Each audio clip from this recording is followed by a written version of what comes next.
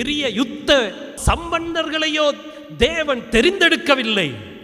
சாதாரணமானவர்களை, மீனவர்களை, வரி வசூலிக்கிறவர்களை, ஏழைகளை, பாவிகளை இயேசு கிறிஸ்து ஊழியத்துக்கு அழைத்தார். இப்படியாக இயேசு கிறிஸ்து தன் வாழ்க்கையில செய்தது எல்லாமே தாழ்மையான அனுபவம்.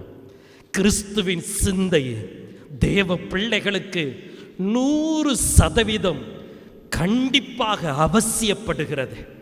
தேவ பிள்ளையே, உன் பரம்பரை சிந்தை அல்ல, உன் பாரம்பரிய சிந்தை அல்ல, கிறிஸ்துவின் சிந்தை உனக்குள்ளே இருப்பதாக.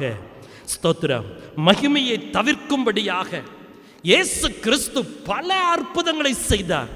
அநேகர்கிட்ட சொன்னார், இதெல்லாம் இப்போ வெளியே சொல்லிட்டு இருக்காதீங்க, இதெல்லாம் சொல்லாதீங்க. நிறைய காரியம் செஞ்சுக்கிட்டே இருந்தார்.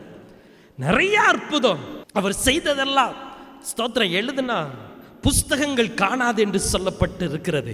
அவ்வளவு காரியம் ஆண்டவர் செய்திருக்கிறார். கொஞ்சம் தான் புஸ்தகத்தில் எழுதி இருக்கிறது.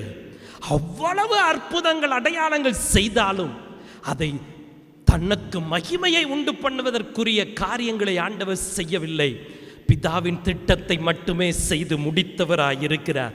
இன்னைக்கெல்லாம் நிறைய பேர் தங்கள் ஊழியத்தில் வர்ற சாட்சிகளை விளம்பரப்படுத்துகிறார்கள். நானும் கூட அநேக நேரத்தில் யோசிப்பேன், என்கிட்ட ஒவ்வொருத்தரும் சொல்ற சாட்சிகள் எல்லாம் இந்த பலிபீடத்தில் சொன்னா எவ்வளவு நல்லா இருக்கும்.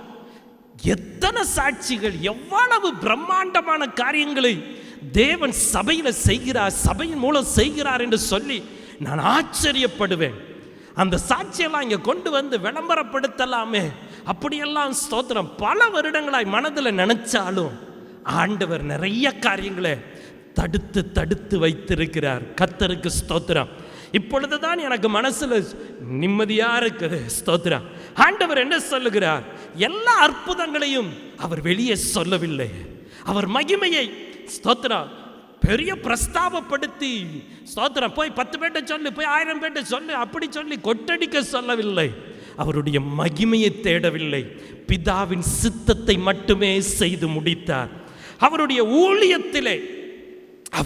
ஊழியத்திலே தாழ்மையை காண முடிந்தது.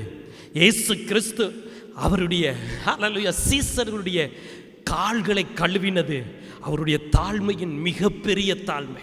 அதாவது சிலுவைக்கு போவதற்கு முன்பாக, பாடுகளை அனுபவிக்கிறதற்கு முன்பாக, பிதாவின் திட்டத்தை நிறைவேற்றுகிறதற்கு முன்பாக அவர் சீசர்களுடைய கால்களை கழுவின அவருடைய தாழ்மை எல்லாவற்றுக்கும் மேலானது. துதியின் கோட்டை ஆலயம் புதிய பேருந்து நிலையம் அருகில், திருநெல்வேலி 620007 தமிழ்நாடு, தென்னிந்தியா. இணையதள முகவரி www.fortopriceministries.org.